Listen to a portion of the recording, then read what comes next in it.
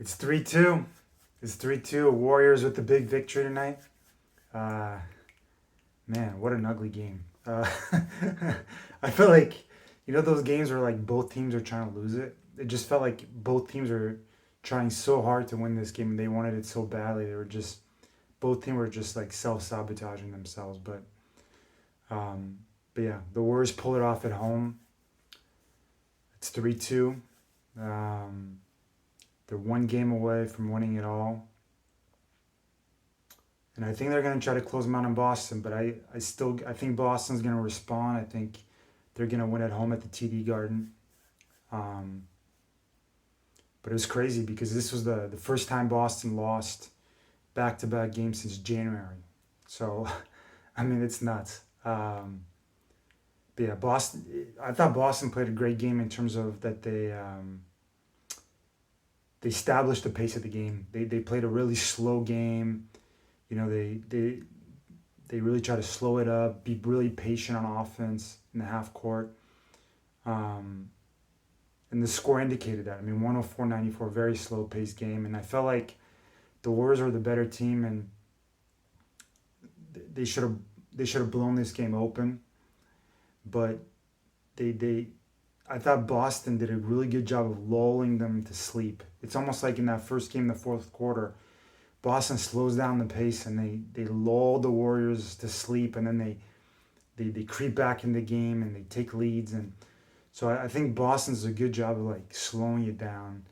Um, when it feels like the game's getting out of control, they slow it down, they get back into the game. So they did a good job of that tonight. But I think they're beating themselves with turnovers, 18 turnovers. And the Warriors, I mean, they usually turn the ball over a lot. They only had 7 tonight, but Boston had 18 turnovers. And um, I thought Boston's defense was really good, but you can't have 18 turnovers. You can't have a minus 11 on the turnover, and expect to win this game.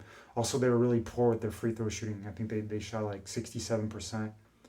Both teams didn't shoot the three ball particularly well, though Boston shot it better than the Warriors. But um, Boston really lives and dies by those 3 pointers. In the beginning of the game, they were just ice cold from threes, and they got hot, and that's when they took the lead. And then in the fourth quarter, they got cold again. So, um, yeah, just too many turnovers, and it was especially no, Marcus Smart and Tatum. I think they each had 4. Jalen Brown wasn't very good either, but he just didn't shoot the ball well. Um, So yeah, and for the and I said it. One of the big keys was going to be after Game 4 is how are they going to defend Stephen Curry after he went off for 43 points, and I thought that was the key of the game on the defensive side because you saw Boston gave him a lot more attention, a lot more double teams. Um, Off that pick and roll, they didn't give him a lot of space coming off those screens as they had done earlier, and that big guy didn't drop back as far. And so what we saw was all the other guys for the Warriors got off. I don't think anybody got super hot, but everybody contributed. GP, Gary Payton II, had 15 points and played great defense. Jordan Poole, in only like 14 minutes, he had 14 points and he was really efficient on offense. Andrew Wiggins obviously had a great game, 26 points. He had a great rebounding game, great defense. I think he had 13 rebounds. Did a great job on Jason Tatum, especially in the fourth quarter. Um, so he was really good. And then Klay Thompson, 5'11" from threes, 21 points. He was extremely impressive too. So, and he had some big shots in the third and fourth quarter. And, Curry was dead cold. I mean, since 2018, he hadn't gone without a game without a three-pointer. And tonight he didn't even hit a three-pointer. He was 0 for 9. And again, like I said, I think Boston did a great job of making it tough on him. The problem is that, the moment you bring those 2 guys on Steph, there's a 4-on-3 behind, and there's just too much space behind. And Draymond Green was way more comfortable. He had 8 points. I forgot 8 assists, 7 rebounds, something like that. So he played well. So everybody on the Warriors played well. I thought Looney wasn't as good. I mean, he got in a lot of foul trouble. Draymond also got in foul trouble. There was a lot of bad calls on this game too. I thought on both sides. So I'm not gonna say one team was advantaged more than the other. Maybe the Warriors a little bit more just because they're at home, and usually the home team gets some favorable calls. But man, just a lot of bad calls, I thought. Um, but yeah, Boston turnovers, I thought on offense were the key, and then also defensively, all the others for the Warriors got off, and I think that's why it's going to be tough for Boston because you can tell the others and are getting more and more comfortable for the Warriors, and I mean Boston again. As much as I'm saying the others got off for the Warriors, I mean they only gave up 104 points.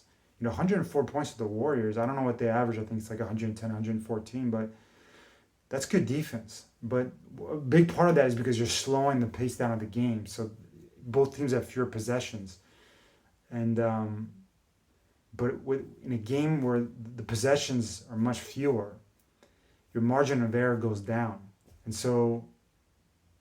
I'll say it again. You cannot turn over the ball 18 times, and you can't miss as many free throws as Boston did, and that's where they lost the game. If you're a running gunning type of offense and you're gonna score 120 points and you turn the ball over 18 times, you still got a chance of winning the game. But if you're a team who just plays a like snail slow pace, yeah, you turn the ball over 18 times and you don't cause any turnovers on defense. You got virtually no chance of winning unless, you're absolutely on fire shooting the ball, and then the other team's cold. And the Warriors didn't shoot the ball well tonight, especially from 3-pointers. I think they only shot at 22%. Essentially, Clay was the only guy who could hit a three tonight. And Gary Payton I think had a few too, and Jordan Poole had a few too, but. Man, Andrew Wiggins was 0 for 6 from 3-pointers. He couldn't hit a three worth his life, but he shot I think like 12 of 22. So he was getting everything at the rim because once the big guys come up on the pick and roll, there's nobody in the lane, and so Andrew Wiggins just had a field day getting on the rack. He's 6'8", can jump out of the gym, and the moment Robert Williams is out of that paint, the moment Hal Horford's out of that paint, it's a field day. So. It's crazy though because Steph Curry had, I think it was 16 or 18 points. He didn't shoot the ball well, like 7 of 22 or something like that. You tell Boston that coming in the game, he goes 0 for 9 from threes. They got a victory all day every day and all day every day except tonight. So, yeah, that's tough for Boston because they play Steph Curry about as well as you can play him. The problem is everybody else got involved in offensively. They didn't play well, so. But I thought defensively they executed about as well as you're going to execute. But on offense they didn't execute, and they really, you feel like they're one really good. Like if they had a really good point guard that can control the pace of the game, I feel like they would win for sure. But Marcus Smart isn't a true point guard, and Jason Tatum isn't a true point guard. I think Derek White is the closest thing they have to that, but. Yeah, just for Boston, too many turnovers. I thought the Warriors defensively were really, really good. Andrew Wiggins, Klay Thompson, Draymond Green, Gary Payton, Kevon Looney, all were really, really good. And, they even played Andre Iguodala. I'm not a fan when Andre Iguodala plays. I'm cringing because I just think he's over the hill. But you can tell the Warriors are really emphasizing defense. And so a lot of times they have two guys in the rotation that literally can't shoot. So if you're Boston, a lot of times on offense it's like 3-on-5. And so, the only way that works for the Warriors is because Steph Curry's getting so much attention. It creates spaces for the other guys. But, if Steph Curry wasn't the player he was, right, the Warriors offensively would not be a very good team because you wouldn't have to throw so many guys at him. And you would have, and suddenly the Draymond Greens, the Kevon Looney, they're not getting, and the Andrew Wiggins, they're not getting easy buckets at the rim like they are. So, because the spacing wouldn't be there. But when you got Klay Thompson and you got Steph Curry on the floor, you got to guard those guys so far out that there's so much space for the other guys to operate. And you saw that tonight, and just a lot of easy buckets for the Warriors, for the others. But Curry, was just shut down all night, all night, just every minute of tonight. He had a few good buckets in the fourth quarter that were huge. When the game got close again, he had a few buckets at the rim, but except for that, he was really really quiet tonight. I thought Clay was the guy who hit the big time key shots in the fourth quarter. He had some big threes, and then obviously, yeah, Wiggins, at the rim was tremendous. So, and give it out to Draymond too. I mean, I think a lot of people have been ripping Draymond Green, and I thought tonight he had a very Draymond complete game. He even fouled out, which is typical of Draymond. So, yeah, just.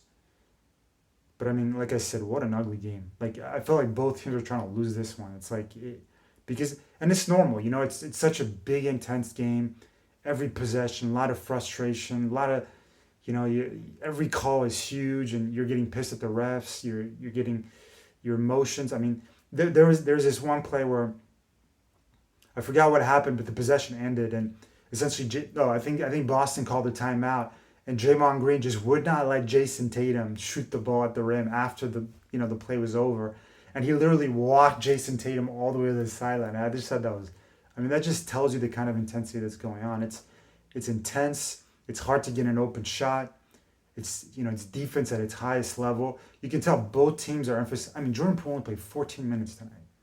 Why is that? It's because the Warriors want to keep their best defenders in the game as many minutes as they can. They want to keep Kevon Looney in there. They want to keep Draymond in there. They want to keep, Otto Porter to some extent, obviously Wiggins and Gary Payton, and they want to keep those wing defenders that can play both ways. And, Jordan Poole defensively just isn't good enough right now at this stage of his career. And so, that's what's happening. Obviously, Boston, everybody defends well for Boston. So, it's a defensive series, and even the Warriors are used to getting a lot of stuff offensively. They're not getting that this series. They got to pick their spots. I mean, even the best players offensively have to pick their spots, and it's tricky because, like I said, like Jason Tatum shot the ball pretty well tonight, but if you're turning the ball over 4 times in a game where there's so few possessions for both teams, it's just a killer. It's just a killer, and then you're missing your free throws. I mean, it's tough. It's when you slow down the pace like that, every possession is just crucial. It's so crucial, and the fact the Warriors only had 7 turnovers. I think their average is 14. They had 7 tonight, so that's. I mean, and Boston out-rebounded the Warriors tonight too. I think he wasn't quite by 10 rebounds, but he was, I think 5 or 7 rebounds, and yeah, I mean, and the Warriors didn't shoot the 3 ball well. Stephen Curry wasn't very good, and Warriors still won the game because they didn't turn the ball over, they hit their free throws. So it's about it's the small things, it's those execution, and tonight it's for both teams it was an ugly game, but it comes down to it's not how you win in those type of games, it's the fact that you execute well enough to win it, and it doesn't matter how you win, it's just as long as you win. I mean, if you win ugly, who cares? It doesn't matter. It's 3-2. And so now, Boston's on the brink. I think game 6 is Thursday night. It's in 3 days essentially. And I got Boston winning. I think Boston's going to pull it off at the Garden. I think the crowd's going to be crazy. I don't think they're going to relax like they did in game 4. And they're not going to relax like the Warriors relax at times in this game or in the fourth quarter of the first game. It's just the intensity required to make these runs and to play well in the finals is just so high. And you're going to have lulls. And it's just a matter of whether you can weather those lulls. And, in the fourth quarter, Boston, had the intensity dropped a little bit in that fourth quarter. They played the third quarter that usually the Warriors own really well tonight, but they got a little bit distracted in the fourth quarter, and that happened in the past 2 games, 4th and 5th, and that's where they lose it. So, you inverse the tendencies in the third quarter. You play better in the third quarter, but then, because you up the intensity in the third quarter, you don't have quite enough down the stretch in the fourth to close out those games, and that's what's happening for Boston. So, anyways, I think for Game 6, they're gonna have their crowd, they're gonna have the energy. I think they're going to play a lot more like they did in Game 3, where they're going to be the aggressors for 48 minutes or, close to 48 minutes. I think the Warriors are going to try to win it though, because they don't want to go back to Game 7 at the Oracle, because I mean they remember that Game 7 in 2016 where they lost to the Cavs. So it's anybody serious. But again, I got the Warriors in 7, and I think, you know, the thing is, I feel like offensive teams, if it's close, I think offensive teams get the advantage later as the season, as the series goes on, because like I said, I think defensively there's only so many adjustments you can make, and you're seeing the guys like Klay Thompson, the Jordan Pooles, they're starting to get slowly more going, even though Boston's playing great defensively. But it's just a matter of you're getting more used to the type of defense they're playing, so you're more comfortable playing with one another and finding your spots, right? And you saw Boston dominate Brooklyn, and one of the reasons is although Brooklyn's talented, they hadn't played a lot together, and there was a lack of chemistry. And when you're playing a Boston team that's so good defensively, and they're playing on such like they're playing on a string, it's like they're like water, you know, flowing with each other, and it's just perfect defense, perfect synchronicity. And on offense, you have to be very synchronous, and you have to know where everybody is, and you have to play together. And it's much easier to have a good defensive team that destroys an offense than to have a good offense against a good defense. It's very hard to have a synchronous offense, good flowing offense against good physical defenses. And that's why the longer the series goes, it helps the better offensive team, because they start getting into flows and synchronous offenses more often. You know, it's definitely not perfect. I mean, the Warriors are not playing the way they want to be playing, especially because they have to play their defensive players more minutes just to contain Boston, right?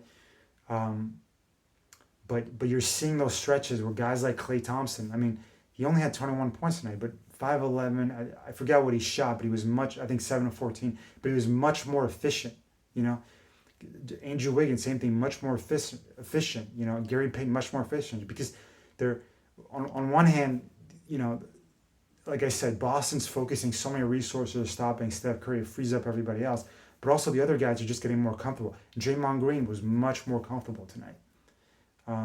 He's been awful, because part of it is because Boston is forcing him to do things he's not comfortable doing.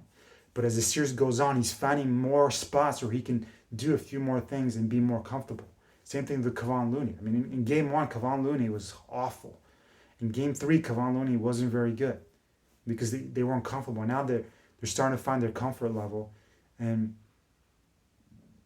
it's harder for Boston to make adjustments defensively, to throw these guys, to throw something else, like throw more at the kitchen sink to make them uncomfortable, because they've already thrown everything.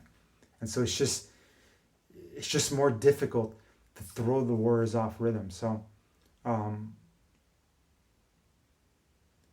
know, you can see Boston is having trouble offensively, just like the Warriors are having trouble offensively, because they're both two great defenses. The difference is that the Warriors are a better offensive team, and they have more weapons offensively, and they play more team basketball, and they have better distributors. And so they're more used to sharing the ball. Boston's a lot of one-on-one basketball. And the problem with that is when you play a great defenses, they're good at swarming the basketball, and they can stop individual players. They can stop a few stars. And we saw Boston do that to Giannis. We saw Boston do that to the Nets. We saw them to a lesser degree against Miami, you know, where Miami was very Jimmy Butler dependent. But against the Warriors, it's tougher because they play team basketball on offense. And so even though you can cut the head of the snake in Steph Curry, the other guys, they know that now they're comfortable knowing where they have to be to contribute. And so that's why Boston, it's kind of like pick your poison. You know, are we going to let Steph beat us, or are we going to let the other guys beat us? And I think tonight the others beat him. You know, Game 4 was Steph. And, you know, Game 6, you know, I don't know. I think if you're Boston, you just got to mix it up. Just try to mix it up as much as you can. Use that crowd, bring the intensity, and force a Game 7. And hope that, you know, you keep it close till the fourth quarter in Game 7. And, you know, the Warriors are going to get nervous. And maybe you can jump. You know, the fourth quarter has been yours most of the, you know, these playoffs. Maybe you can get them in the fourth quarter and get out of victory like you did in game one. I just think even if it goes to game seven, which I predict, I think the Warriors will win game seven pretty comfortably. I really feel like that crowd's going to be rocking. The intensity is going to be rocking. I think the Warriors have more talent, especially offensively. And it's just, they're not going to let Boston lull them into their slow paced game in a game seven because there's just going to be too much at stake, too much energy. And I think the Warriors are the better team. And I think at the end of a long series, the better team usually prevails. So, anyways, we'll find out. Like I said in the beginning, it's a pick'em series. I still think Boston can win this. This isn't over by any stretch of the imagination. If you're a Boston fan and you thought you were gonna win, don't be discouraged by being down 3-2 because you got a good chance of winning game six. And in game seven, if you believe you're the better team because you believed you were the better team beginning of the series, the better team's gonna win game seven. I really believe that. So I think the Warriors are the better team, but hey, like that's why you play the games is to find that out. And it's not like you can say a team got lucky or there's any kind of type of fluke or anything like that. We haven't seen a major injury this series, so it's a 7-game series. This isn't like football where it's a 1 game. It's a 7-game series. Whoever wins the 7 games, whoever wins the first 4 out of 7, I mean that's the better team. And there's no. I mean sometimes there's major injuries or the refs make terrible decisions, things like that, but. So far, I haven't seen that. So that's why it's a great series. I'm really enjoying it. I feel like we're really lucky. We're seeing great product. And, man, let's hope for a great Game 6. I'm hoping for Boston victory Game 6. And then, a Warriors victory just to prove my prediction right. But I just want to see good Game 6, good Game 7, and just close out this NBA season with, on a bang. All right, bye, guys, and enjoy the rest of your week.